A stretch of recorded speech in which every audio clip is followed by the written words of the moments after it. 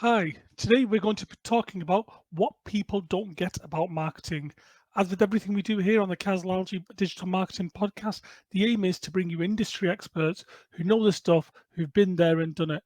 Today we have the privilege and lucky enough to have a bit of a local and national legend, actually. I'm going to introduce you to him. So here we go. We'll introduce Neil Simpson. Strategy, market research, email, marketing plan, display ads, PPC, content, social media, social ads, SEO. Welcome to the Casology Digital Marketing Podcast. Morning, Kaz. Morning. Hi, Neil. Welcome, everyone, and welcome Neil Simpson, marketing extraordinaire, to the Digital Marketing Podcast. How are you doing? You all right?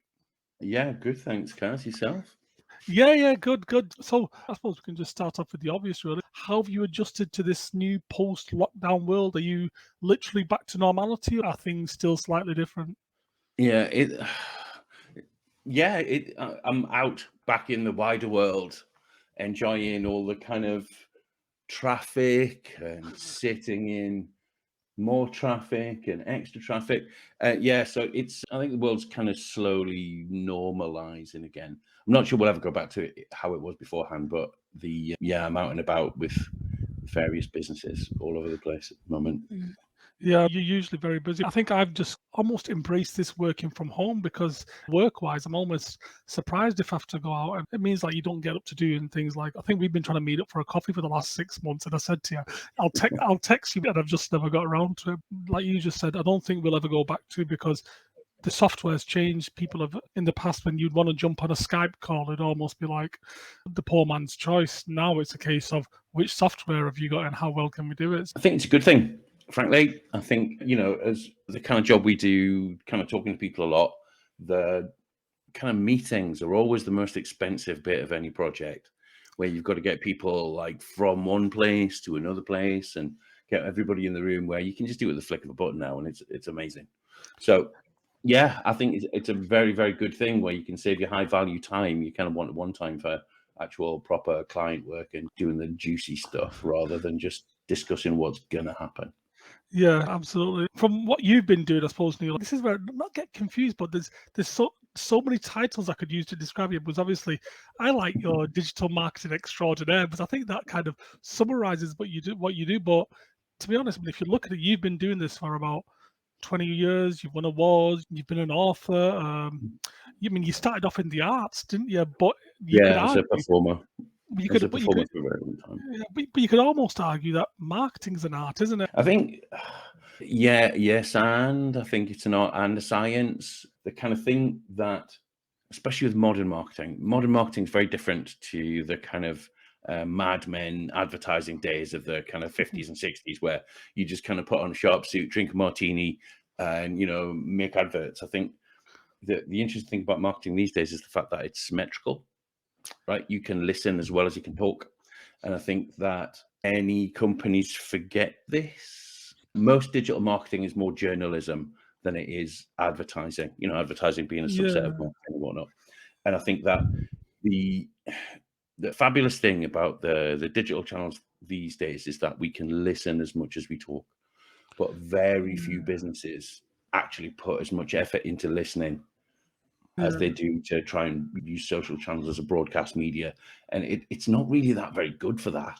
Yeah, no, you're absolutely right because, like you say, to use your Mad Men example, in them days you literally didn't really have a chance to speak to the customer unless you did focus groups or you went out did literally on the ground market research. But when you think about the amount of tools we have right now, we know who's been to your business, how long they spent there. And I say business, I'm literally talking about websites, landing pages. So there's a lot of, like you say, listening tools out there that can kind of help people engage in that two-way conversation, I suppose. But from what you said, people don't see that as an obvious opportunity for some reason.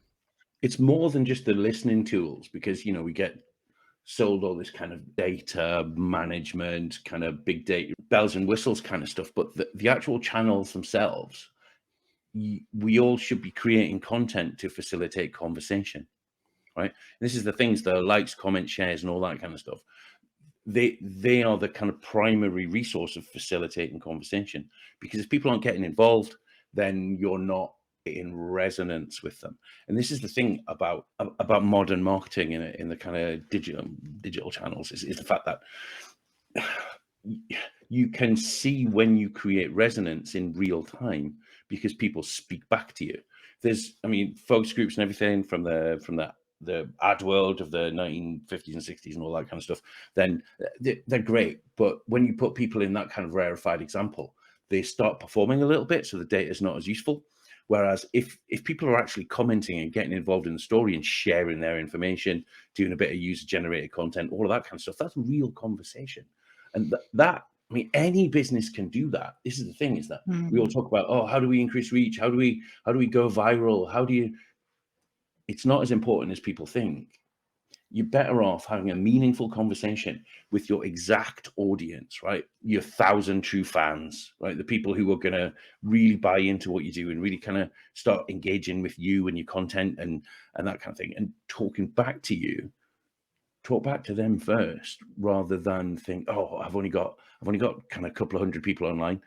Help them love you, and they'll come back. They'll bring friends. They will help you share your conversation, that kind of thing, rather than thinking, oh, well, it's all about reach. Yeah, so you're almost kind of saying, look after that critical mass at first, and then once you've got them on board, I suppose, like even like within an event, they'll tell other people and they'll bring other people with them. That's it. I mean, there's a really great TED talk, TEDx talk by Derek Sievers, who phenomenal entrepreneur, set up CD Baby in the middle 90s, and about how to create a movement. And what he suggests in this video, it's only 3 minutes long, it's brilliant, is the fact that the leader isn't as important as the first follower. And as business owners, as marketers, the whole point is that what we need to do is find ways of getting people involved at the beginning, and then helping those people feel like they're part of a movement, that they're becoming part of something important that is about the values of the brand and all that kind of stuff. And when they get to show up and when they buy into what you do, love them back. Them back, because that's how you get kind of critical mass around a message, is kind of real people who care about real things, rather than just constantly acquiring people and then moving on to acquiring more people. That's kind of not how word of mouth works. And most of the good stuff on your social channels is about word of mouth at the end of the day. I mean, it's interesting you say that, because I mean, when you were just talking about that, I mean, rather than thinking of a small local business that people can relate to, what I thought about was Apple. When Apple first came out, not everybody was using it. It was like a select few people, and if those who were on board, they absolutely loved the product. People like myself at the time, I mean, I'm an Apple fan now, but at the time I was thinking, oh, what's so good about that little tablet thing? I could get my laptop out if I wanted, but they looked after you so much. And then eventually, when I got my first iPad, or I think, I got given it as a gift, I went to the Apple store and they looked after me so much. Oh, Kaz, come in, sit down. They give you loads of training sessions, how to use your phone, how to use your iPad. They really looked after. I mean, they don't do that anymore. You don't get these training sessions as you did then, because they've probably got that critical mass of people. They've told other people, to be honest, it'd probably be physically impossible for them to train everyone now, because people have, I suppose, they looked after the people in the early days. Would that be kind of right? Or are we on the right lines there? You have to remember about Apple is that Apple Macintosh, as they entered the marketplace, was actually a disruptor in the marketplace. They were positioned against PCs. Their original strapline and whatnot was think differently. They positioned themselves specifically at creatives and the kind of arts and culture crowd. You know, when I was back in my performing days and I was working with all like arts organizations and whatnot, every single one of them had an Apple Mac, because that was what you did. It was a badge. It was like, oh, I'm a creative. Look, you can tell I don't use a PC. I use an Apple machine, because, you know, it was about positioning them as like a key tool for a specific audience. Now they've kind of moved on from that now, and it's not about thinking differently. It's about other things now, and it's very, very simple for any business to do the simple things, right? And build a community around themselves. If you've got like a local cafe, you can love your locals. right? I'm a big fan of real fish and chip shop in Bolton, right? Because all of the stuff on Yeah. the socials is really good. They're very good at sharing their information and kind of making people, kind of talking about the people who come in and all that kind of stuff. And it's the simple Yeah. things like that that actually build a movement. One thing I kind of talk to my customers about is about a minimum viable audience. And I Okay. kind of learned this from Seth Godin, who is The, Seth Godin is, and the, the guy's yeah. a radical thinker. And as Mark says, we tend to think, how can I get as many people as possible? You don't need as many people as possible. The key thing is how many, if I was to put Mm, 20,000 people into your business tomorrow, Kaz, you couldn't hack yeah. them. You couldn't Absolutely not. cope, right? Exactly. No. Right. So then if you're thinking about your business and, the kind Mm, of people listening, if you're thinking about your business, how many customers do you actually need? Right? mm, How many, unless you're a retail shop, if you're working business to business, you're talking maybe what, 10 customers? If you think about 10 customers a week, isn't that many per year? It's only 500 or so. You know what I mean? And when you start thinking like that and you go, okay, if I convert 10% of the conversations that I have with people, then you're talking 5,000 people maximum audience. Both of us so have that on LinkedIn. yeah. You don't, it's not and this is the thing about social channels is that you don't need a colossal audience, you need an engaged audience. Marketing's attraction, right? The whole point is to bring people towards you and entice them towards being part of your clan or your group. Seth Godin talks about Mm, tribes, right? But yeah. that's how you build a movement, is you get people to kind of bond with you as a business on a kind of value-based level, and then listen to them. Your customers will tell you what they want and how to improve your services to them. And you don't need to be, in fact, it's better that you don't speak to tens of thousands unless you're a giant high street chain. But if you've got a business and you've got like one office and one outlet or one shop or whatever that kind of, you only need 500, 600, 1,000. The very famous blog Mm, post from the early 2000s, can't remember who wrote it now, is that saying that you only need 1,000 true fans and you can build a business on that forever, mhm, because you just take those 1,000 true fans mm. and kind of spin those into a community, and then they will tell you more about what you want, and you can get to know them and kind of love them, and they get to know, like, and trust you. Okay, so that's an interesting. Everyone is focused on minimal viable product, I suppose, in the early days, at least. But you're saying is think about minimal viable audience as well, because, like you said, the example you gave me, if I got 20,000 emails tomorrow, all asking to work with me, it'd be great, and it'd be great for the vanity for about 20 minutes, and then I realise reality would set in, and I think, well, I can't even handle them, so I've given myself a problem more than anything else. But rather than having those 20,000, if I had 10 or 12 emails, at least even then it would be difficult, but it'd give you something to think about. Like, okay, I can handle this. I can respond to everyone, and I can treat people like a customer rather than having to ignore most of the emails. Exactly. Now, here's the thing: is that the purpose of marketing isn't promotion.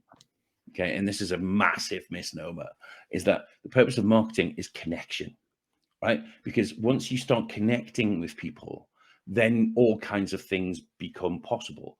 Whereas if I was to kind of kick your door down and go, "Hi, Kaz, this is 25 reasons why you should work with me," you'd be like, "I didn't invite you in my house. I'm about to call the police," right? But if I'm like, Kaz, let's go for coffee. Let's talk about what you need as a business. Let's talk about how you want to develop. And then I'm kind of like, okay, so what are your challenges? Oh, well, I have challenge A, B, and C. It's like, oh, fantastic. Right. Would you like some help with that? And you're like, "Oh, actually, I would like some help with that." And this is the thing about marketing. It's not persuasion. It's connection, enticing people towards a future that they already know they want by helping them overcome challenges that they already know they have. Yeah. So, and this completely changes. This completely changes marketing from a kind of like a push process to a pull process, where you're actually finding ways of engaging people, talking about them. I Mm, have a metaphor that I use all the time when I talk about marketing, is that marketing is like dating, right? If okay. business is a relationship, which of course it is, we have a Yeah. relationship with our own business, we have a relationship with our customers, we have a relationship with our suppliers, etc. Then the beginning of any relationship is dating, right? Yeah.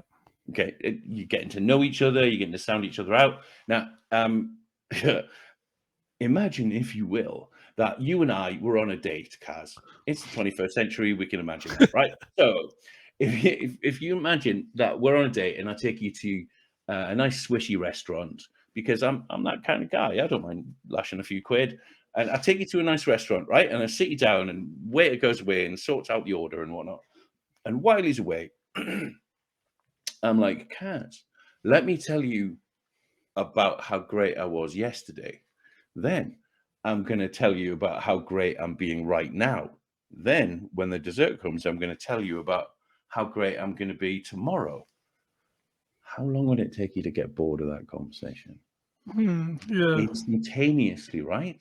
Yeah. Yet, that's how we do our marketing.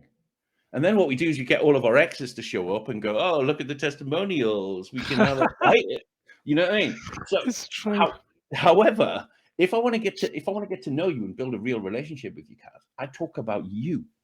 I ask you questions, and I kind of go, so Kaz, tell me, they're very nice earrings. Where did you get them from? How does this work? How's that? And if people love talking about themselves, right? And that's what I mean by a pull process.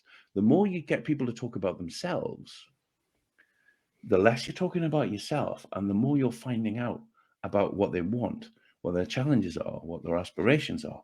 And as soon as you know what people want, that's how you can start getting them involved in your products and services, by helping them understand how you can help them. You entice them towards you and a future that they already know they want. In a kind of sense, marketing's a little bit like Yeah. time travel, right? Go with me on this one. Marketing's a bit like time travel in the fact that I cannot fix you now, right? Yeah. I can't, nothing I can do can fix you now. All I can do is help you imagine yourself in the future, towards a future that you know you want, and then kind of go, okay, Kaz, what's the difference between you now and you then, or your business now and your business then? And then, okay, what challenges do you see in that? And then how do you see yourself overcoming those challenges, right? So you have to imagine yourself in the future, towards a lovely, bright and shining, sparkly future, which I'm sure you already know where you want to be. And then it's like, oh Yeah. well, if only I had a few more customers, or if only I had Mhm. some better products, or more innovation built into what we do.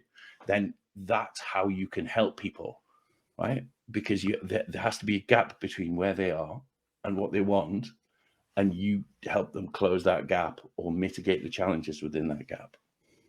Okay. And So go on. Yeah, go on. I was going to say, and if I'm just talking about myself, then I don't find out anything about you. Just on that, so I mean, obviously, with the subject of helping businesses, in the work that you've done, what do you notice that what are the mistakes that businesses keep making? Because we've talked about some of the what they should be doing, and I suppose we've alluded to some of the things that they are doing that they probably shouldn't be doing. But in terms of the businesses you've helped over the years, is there any reoccurring themes when it comes to marketing? There's probably been literally hundreds of businesses you've helped. I mean, you've helped me with my business. I've got a lot of value from it. But is there any mistakes that you see that people generally make, and you think, "Oh God, I've heard this before," kind of thing? So, I mean, what would you say would be the general reoccurring mistakes or themes that businesses have made over the years in your experience? How long have you got? Is this going to be a series of 25 podcasts? The simple stuff, the kind of comedy basics, is firstly, marketing's more about listening than talking. So businesses tend to forget, or forget. I'll say forget. I'll be kind. Forget to put themselves in the shoes of their customers, right? And this is what I mean about connection rather than promotion. In the So fact that the broadcasting rather than listening, just one-way traffic. This is how great we are, and that's it. exactly, and nobody likes being in a room with somebody who's just going, "I'm fantastic, and here's why," right? The charming people in any room, and social media is just a giant room that anybody can kind of come into, right? The charming people have two things, and I was kind of listening to Vanessa Van Edwards' new book, Cues, yesterday, and she was saying that charisma is based on two things, right? Okay. Warmth and competence. right? Now, if you're talking about yourself, you're talking about competence. You're not talking about warmth, right? So you need to blend the two. So step one, Okay. listen to your customers and put yourselves in their shoes and try and employ a little bit of tactical empathy around what do they want to think, feel, and do, and then how can you build your marketing message around understanding them more and giving them more of what they want. The second main mistake is Google it, right? Try and Google help. Now, I am currently writing a book. Basically, the book's called Read This Before You Do Any Business Training. And as part of that, I was doing some research online, and I Googled how to grow your business online, and I got 4.55 billion results. God. Right now, if I spent 1 second on each of those web hits, how long do you think it would take me to read all of those? Probably about 40 years or something like that. 144.2 years, right? Yeah. That's just what's available online for how to grow your business, right? So how Yeah. do you sort it out? How do you make sense of that, right? And if you're kind of Googling it, most advice isn't really transferable. So the advice has to be about your specific business, with your specific customers, with your Mm. specific skill level, with your specific level of giving a damn about marketing, because many people just want to abdicate it and just kind of go, yeah, I just want to set it and forget it, right? Now, we both know that's impossible, right? If you wouldn't go, I just want to set and forget my accounts. I don't care about the Yeah. money. You wouldn't do it. You wouldn't do it with any other part of your business. And without your customers, Absolutely. your business doesn't exist. So yeah, step one, not putting yourselves in the shoes of customers. Step two, trying to Google it. And step three is thinking as a shortcut. There are no hacks. There are no tricks. Well, we both know this. Marketing is hard work because it involves Yeah. thinking about somebody else other than yourself. It's funny because I had a conversation with someone recently. We were just talking about the struggles of being a marketer. And I think there's a LinkedIn post and someone was basically frustrated at the fact that we all get frustrated at sometimes. Someone says, some people think that marketers are just we're just pressing buttons. That's all we do. And I said, well, to be honest, it is true. But the hard work is knowing which buttons to press. And that's where that's where the magic comes in, I suppose, because we are just pressing buttons. I mean, like a brain surgeon just has a scalpel but he has to know what he's doing. So you can give Yeah, people the true. tools, but you need to know. Then that's probably where what you're using. That's where the hard work comes in. I always say it's not about the fucking buttons, right? It's never about the buttons, right? It's not knowing which buttons to press, it's knowing which people to press. And more than that, it's knowing which emotions within the people to press, right? Because all decisions, all business decisions, right? We talk about B2B and B2C and all that kind of stuff. It's bollocks, right? It's about people to people. It's about human to human, right? I've done some work with some really big corporations in the time, and it was never with the whole corporation. It was always with Sarah in marketing, or kind of Yeah. Andy in human resources, or whatever, right? It was never the whole corporation. So I had to speak to them as a person, and I need to know what they want in order to trigger the right emotions in them to get them to kind of engage with me, right? So Yeah. buttons, yes. People more so, definitely the emotions. So it's Yeah. about people at the end of the day. Yeah. Marketing is psychology. It's more journalism than it is advertising. Just to go back to the button example, even if just to use a really mundane example, pressing a button on an email of knowing which email to send. However, that email has to connect with someone, like you said, emotionally and on a psychological level, because if I know exactly what time to send an email, what's the best time to get an open rate, what's the best time to get a response, all that doesn't matter. As if my email itself doesn't connect with you, it's not going to make a difference, because they're going to be like, well, why do I need to respond to this? 100%, because the email needs to be about them. Do you know the only bit of an email that's guaranteed to be read? Well, I suppose when you see it in your inbox, don't you see who's it Headline, from? Headline. right? Yeah. And you can spend hours and hours and hours writing really clever, shifty copy and being all like nested loops and all the other kind of little email tips and like hacks. And if your headline's rubbish, Nobody's going to read it because within the headline, people need to know it is for them. It's about them, and it's about what they want to make in the world and the changes that they want to make for their business. So again, I'll say it again, it's about the people, and it's about the emotions that you trigger in the people, and being able to do that in in a really short space of time or a limited number of characters is massively important. And it's never about us. This is sad news. Nobody cares about you. Nobody does. We care about ourselves. If you think about the way we read everything, right? Emails, social posts, all of that kind of stuff, and whip my phone out. We don't kind of read it like, that's a fantastic social post. I shall read another one. That's a fantastic social post. I'll read another one. What we do is we read it like this,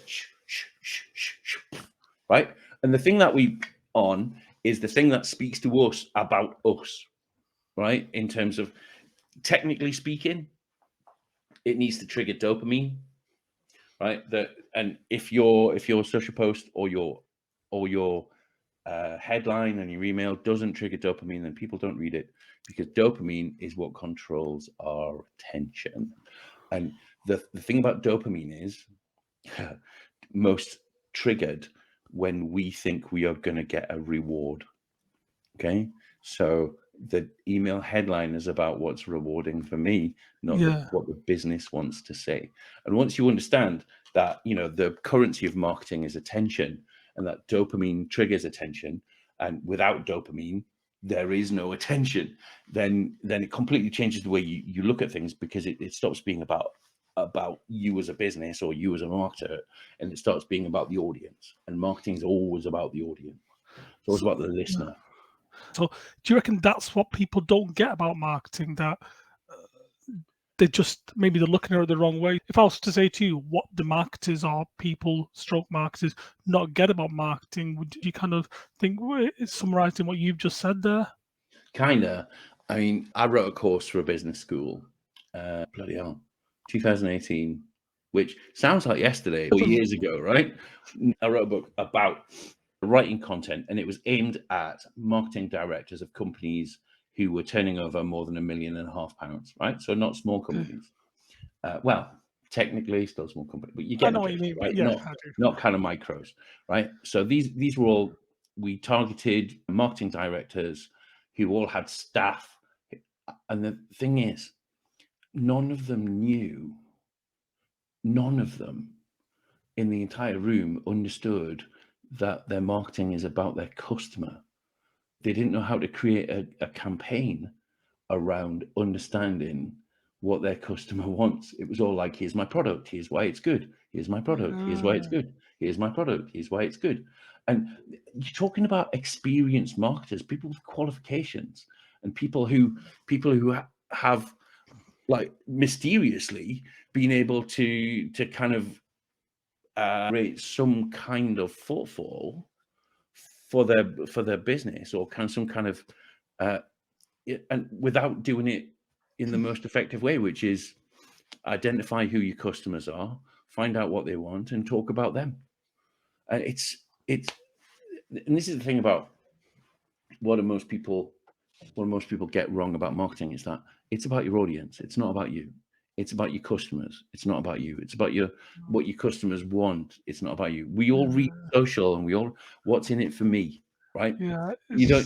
You don't read, well, I mean, it's different when you're a professional marketer, when you read other people's stuff and go, oh, let's see what they've done there. That's kind of clever, right? But generally, whenever, like, I'll be on Facebook or whichever channel or LinkedIn, and go like, I shall ignore all my friends and the people who I genuinely care about, and I shall pay attention to the corporate messages of companies I know nothing about, in case they want to sell me something useful. Yeah. The competition on social channels isn't the competitive messages of other businesses. Your competition for my attention is my mates, right? And my kind of what I want to get out of the world, the conversation I'm having with, all of the kind of people who are already in my network. And if you just kind of come barging in and go, hi, you don't know me, but this is the reason why you should know me. It's just like, mate, I'm having a chat with somebody I've known for 20 years. Why would I listen?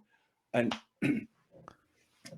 Seth Godin calls it interruption marketing, where, and people learn this from kind of television, where they think they have to like ramp up the cadence, and there's this whole bullshit thing about, oh, we need 13 contacts between stranger and sale, and it's just not true. It's not true, because the key thing is there's 4 stages to get people to go from stranger to sale. There's know, like, trust, buy. We've talked about this before, right? And the thing is that each different stage needs different kinds of information to get you from one end of the funnel to the other end of the funnel, right? And the thing is that the information that gets me to know you isn't the same as the information that's going to get me to trust you, right? I can see you at the bus stop for 20 years every day, and you'd be like, Kaz, we'll have that kind of change up man thing where we're like, all right, mate, right? I won't like you, I'll trust you, but I know who you are, right? Yeah. Now, the thing is that once you've got people's attention, you have to then kind of go, how do I get people to like me? So basically, the know, like, trust, buy thing is, I mean, we've all heard this before. You only do business with those people you know, like, and trust, right? Absolutely. The stages are, people have to know what impact you can deliver for them. They need to like how you do the delivery, which is your brand, and they need to trust why you're doing the delivery in the first place, why you set the company up, and they need to buy what you're offering. Okay, so this is the thing, is that the 13 touches, it's like, you've got kids, right? Yeah. You've got kids. When your kids are like, dad, dad, dad, dad, dad, dad, right? You're not like, it doesn't help you love them anymore currently, right? But it's like, okay, right, you've got my attention, what now? Right? Yeah. And what they're not doing is they're not helping, they're not kind of taking you anywhere with the information. And a lot of marketing is, hi, buy my stuff, buy my stuff, buy my stuff because it's good, buy my stuff because it's cheap, buy my stuff because it's buy my stuff. It's not building real relationships.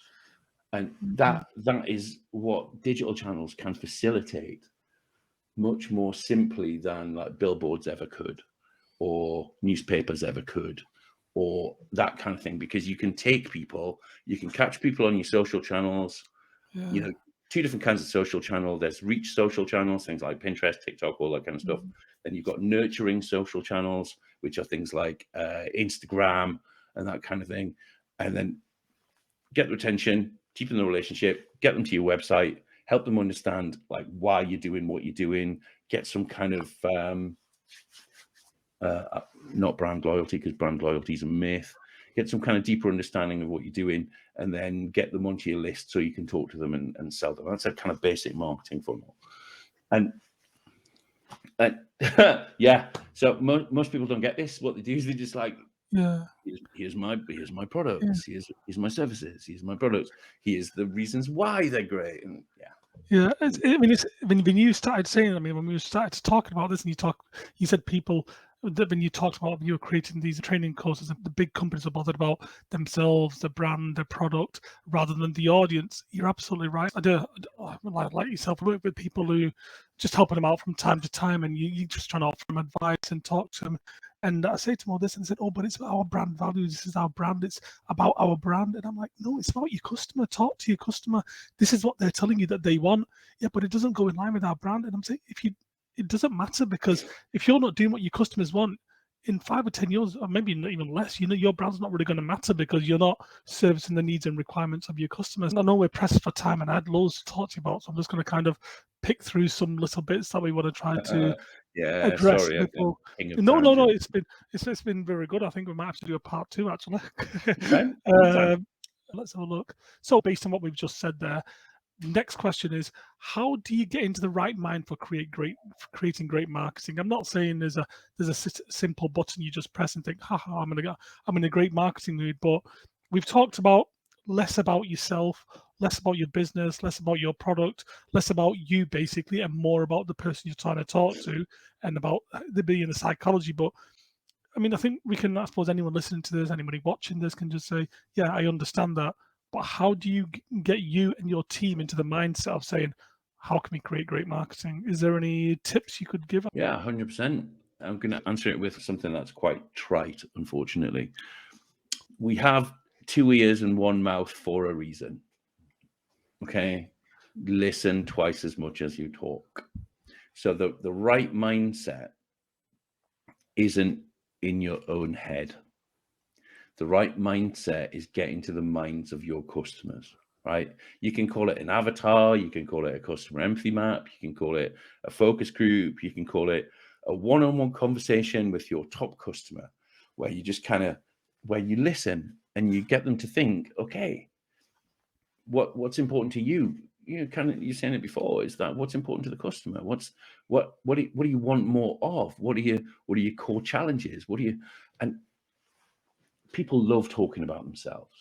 Okay. People love, and if you go to a party, now that we can leave the house again and all that kind of stuff, if you go to a party and you just spend the entire time walking around and just going, hi, you look interesting, tell me about yourself, right? Everybody else at that party will think, what a lovely person they are, right? What a fantastic person, because they just listened and they helped me feel comfortable and all that kind of stuff. And that's the mindset to get into with your when it comes to marketing. And the marketing is how can I listen better? How can I help my customers better, rather than what can I sell them today? Because it's backwards. So I suppose if we're looking at it, maybe even for small business who may be on a budget, what they probably want to do is, from what you've just said there, speak to their existing customers, maybe some of their better customers who maybe they've got a good relationship with, and what questions should be asking them? How do you speak to your existing customers? You know who they are. They may have left a review, and I mean, someone's listening right now. They want to go away and speak to their existing customer. How would they go about that?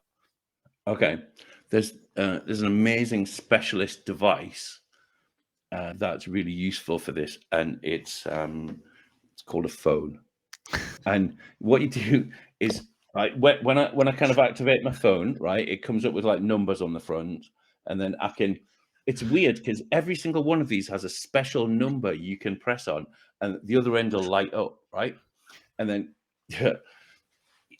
it's as simple as that. If you've got a customer, just email them and go, hiya, I'm doing a little bit of research into your business. We specialize in your kind of business. I'm just doing some research. So tell us about you. Tell us about what your top 3 challenges are over the next years. Is it finding the right customer? Is it making them profit? Is it about recycling customers into kind of rebuying? Is it all of that is it, you're struggling building the community? They will tell you what their next 12 months worth of challenges. It's like, okay, well, fine. So how's that impacting your business? And would you like some help with that? Well, yeah. Or no. And then if they're not, then great. Can we keep you on the list? We'll come back in 6 months and we'll ask you again. Right. And it's just that simple. How's your business going? What are the key challenges? And how are you dealing with them right now? And how would you like to deal with them in the future? Because, if I asked you about your business, Kaz, it's like, you're doing this podcast for a reason. And it's like, okay, maybe you want a bit more reach or a bit more notoriety in the kind of market, and what you position yourself as an explorer and all that kind of stuff. And it's like, or an expert, whatever. And it's like, okay, great. Well, then how do you see that what challenges do you have over the next kind of 12 years? It's like, oh, right. Okay. Well, I'm going to need some more listeners. I'm going to need some guests that maybe I don't know so well. I'll be like, okay, fantastic. Would you like some help with getting some more listeners? And you'd probably be like, well, yeah, actually, if you've got the budget, you would. Or if you want to reach out to some kind of potential guests that I may know that you don't, because I'm significantly older than you and I've been doing this a very long time, and my network's fucking massive. And it's like, so then I'm kind of going, okay, once I understand what you want, I'll be like, right, okay. How about if I invite you to this networking thing? Or how about if I kind of facilitate an introduction? And then you're like, Neil's lovely. You introduce me to this person or that person or the other person. It's like, and then when it comes to talking about me, I'm a bit of a Marmite guy. Some people like me, some people do not. But you'll be like, oh, Neil was really nice. He introduced me to such and such. And that's how marketing works. It's about relationships at the end of the day. And you can't build relationships by taking. You can only build relationships by giving. Yeah, and I suppose that's where the reciprocity kicks in, doesn't it? I feel compelled to give you something back. It's not just that, it's a nice thing to do, you know. I mean, it's, you know, yep, there's that whole kind of Bob Cialdini thing about building reciprocity and sneaky gifting and all that kind of stuff, but fundamentally, helping other people is a nice thing we can do. Absolutely, helping other people helps us in terms of, you know, kind of positive emotional equity in the hearts and minds of the people we work with.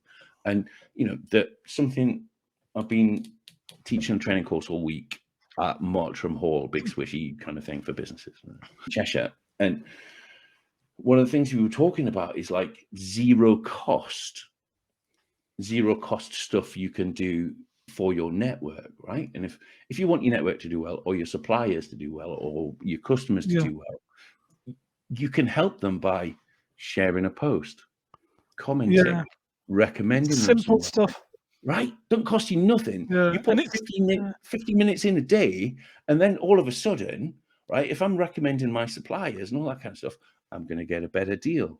They're going to recommend me also. And that is marketing also. It's nice to be nice, but you get something out of it. You feel good. Before you said you're a bit of a Marmite guy, and I thought that was really good because it ties into the very last question. Because when I first met you, it was at Media City. I think you were hosting stroke part of a panel, and it was in that, do you know, the glass box in Media City? Do you know I think it was I think Nicola had organised the event. Digital Marketing Roadshow. That's back in 2017. You were hosting, and I was like, and you were so direct as the co-host. I mean, like as the facilitator. I was like, this guy's brilliant. He's saving so much time, because rather than the nice hairy fairy, if one of the panelists made a really a great point, you'd say that was a great point. If you weren't happy with it, you'd challenge him rather than just nodding along. Well, they're a panelist. We just have to say, yes, that's great. I suppose my question to you is, and I like your approach, and hence why we've acquired your services in the past as a consultant, as a coach, as a mentor. I mean, you've done a lot of things in many capacities. I suppose just for my own benefit, how do people react to your no BS approach? Because I personally like it. I think it's a great time saver. I suppose the Germans love you because they love direct people. They don't have time for all this. How are you doing and cajoling? They just say, like, this is what needs to be done. Can you do it? Simple and clear. So, I mean, how do you find people react to your no BS approach? As you might imagine, really, I'm not everybody's cup of tea. Having said that, I'm super happy with that, because one of the, just to kind of relate back to marketing, is that it's a brand value of mine. You know, I have kind of 3 brand values that I bring to everything, which, apart from handsome and charming, obviously, which are kind of direct, challenging, and useful, right? There's a kind of, I tend to try and make things as funny and engaging as possible, but direct, challenging, useful is the whole kind of thing. Is that this, and I want people to perceive that as far away as possible, because not everybody's my customer, right? And the worst thing you can get in marketing is a false positive, right? Because we might do this, we might do that. No. I want people to just fuck off, right? And just like hate me from a distance, and I'm okay with that, because then when the people do arrive, then I can work with them, right? Because you know, they already know what they're getting. Right? Yeah. Like, wanting to be liked is dangerous, right? Wanting everyone to like you is dangerous, because, Kaz, you don't like everyone, right? Nobody likes everyone, right? There's people who are more our cup of tea and less of our cup of tea, right? So what you want to work with is you want to attract people who buy in from as far away as possible. That way you don't waste time, because in marketing and business, it's either a hell yes or a no. We might say maybe, but what we mean is no. If I was going to invite you to a party at the weekend, and I was like, okay, I was coming to a party, and you were like, maybe. What do you mean? You mean no, right? So, and this is the thing, is that, you know, getting a no early on is good. No's are tasty, right? Saves you time. Exactly. And we spend so much time avoiding no's and avoiding rejection. Fuck that, right? No's are delicious. No's are nom nom nom, right? So because when people say no to me, I'm like, fab, fantastic. Why? And if it's like, Neil, you're a dick, I'm like, yep, I 100% agree. I am a dick. However, right, is it about the product or the service? Does it smell funny? Is it the wrong weight, wrong color, all that kind of stuff? So that they can get the no is delicious because it helps me either improve my products and services or sack them off as a potential customer, because in or out, either one's useful. It's the middle bit that kills you. We've all had clients who we've had a meeting with them and we've gone and talked to them and they're like, well, maybe if only you can do such and such. And you kind of go, okay, I'll go in, I'll like rework my pitch or my tender or whatever, and I'll pitch it. And like, well, it's kind of like that. And then you work it again and they're not in the market. They want is you to go, here's what I would do, and give them enough of a thing so that they can go away and do it themselves. Exactly, right? Far better off having a big, fat, juicy, delicious no early on. And I'm like, great, I can go and talk to people who actually could use some useful, interesting stuff, rather than, well, could you be a bit nicer or a bit less sweary? Or no, I fucking cannot. So I am who I am. If you want it, great. If you don't, great. Okay, that's super. I know time is pressing. I know you're a very busy person, so I'm just going to almost round it off now. I read recently you were, well, I saw the website recently, actually, I think very recently. I mean, I think today is the official launch. I think I feel like I've got a bit of a scoop, but you're involved in something called a Kin Entrepreneur Training. And I think you're helping entrepreneurs. Can you let us know what it is really? Because it's launched today, so very little we know about it, I suppose. Yeah, it's brand new. Over the last 20 years, which makes me sound ancient, but over the last 20 years, I've worked with around 2,000 businesses to kind of help entrepreneurs build, develop, all of that kind of stuff, and help them become more the driving force behind their business, to get themselves out of their own way, to get a bit more clarity, and to build their business from the inside out, right? To get a really clear idea of who they are, what their values are, and then how to turn that into brand value, how to turn that into customers, and how to turn that into profit. So my business partner, James, and I have set up Kin, which is going to be a membership thing. We're launched now. We're doing some work in Bolton, testing out some product. We've got open sessions at the Octagon on Friday. Delicious venue, absolutely lovely. Yeah, but lovely. Every Friday we go in, and then this Friday is about killer content. If you got the website, there's a list of dates. Yeah. But we're doing things from getting your customer right, getting your offer right. What we're doing is we're kind of building a community around that. And going forward, Kin is going to be, and it's by application only, where we work with entrepreneurs who want to make a real change to them, their business, and their community that they come from.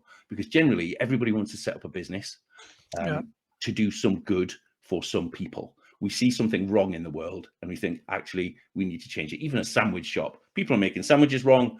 I want to make sandwiches better, healthier, tastier, whatever. And this is why. Okay, so what we do is we help people just get clear. Running a business is bloody hard, right? We all know this. And it's all like, oh, well, I'll just Google it. You can't Google being a successful business, because business advice isn't transferable. It's unique. Every single business is a perfect snowflake of unique charm and efficacy. And it's a question of helping people understand that what they think is the right way, what they value is the right things to value, and to help them know and love their own customers better, and then turn that into whatever they want, whether that's profitability or social good or all of that kind of stuff. We've got some amazing businesses that we're already working with in Bolton, from creative art practices to some really hardcore science, to working with landlords to improve how they talk to their customers. So literally everything. Literally, and everything in between. So James Crawley, my business partner, and I, we've got like 35 years of experience of this, and we're taking the experience that we've had working with most of the business schools in the north of England and all the science that comes behind that. And what we're doing is we're using some well-researched principles of enterprise, psychology, anthropology, sociology, and we've turned it into like something that's really reflective and really practical, and most importantly, fun. And we call it KIN because it's about the people, not the businesses. Yeah. And what we're after is people who get it, people who are Yeah. like real humans doing really human things in amazing businesses. So the applications are open now, and the website is kinawesome.co.uk. Kin as in KIN, awesome as in awesome. If you say it really fast, you might even chuckle to yourself. If you want to contact Neil directly, your email address is neil@kinawesome.co.uk. The website's literally gone live this morning, so I feel quite privileged actually. But then again, I thought by the time the podcast goes out, I suppose it'll be established. So thank you for sharing with that, Neil, and thank you for giving us the exclusive. Anytime, man. Thanks for having me. It's always great to chat, Kaz, and I love the fact that you're doing this. I think it's a really great, great thing, and I think the more distinct voices we have within marketing, that isn't just listen to Gary Vaynerchuk, listen to such and such, listen to such, right? Business bro science has had its day, right? We need more people like you with kind of like a really boots on the ground mentality about practical steps, real human stuff, and more power to you, mate. Well done. That's good of you to say. Thanks, Neil, and really appreciate it. And I'm sure, like I said, we could have talked for another hour, but hopefully we'll try to plan in a number 2 at some point and finally get around to having that coffee as well. Yeah, absolutely, man. Just let me know when you're free, and I'll speak to you soon. I will do. Cheers, Neil. Thanks a lot. Take care. Cheers, Kaz. You've been watching the Kaz Lalji Digital Marketing Podcast. Thanks for joining us, and remember to subscribe to learn about our latest content.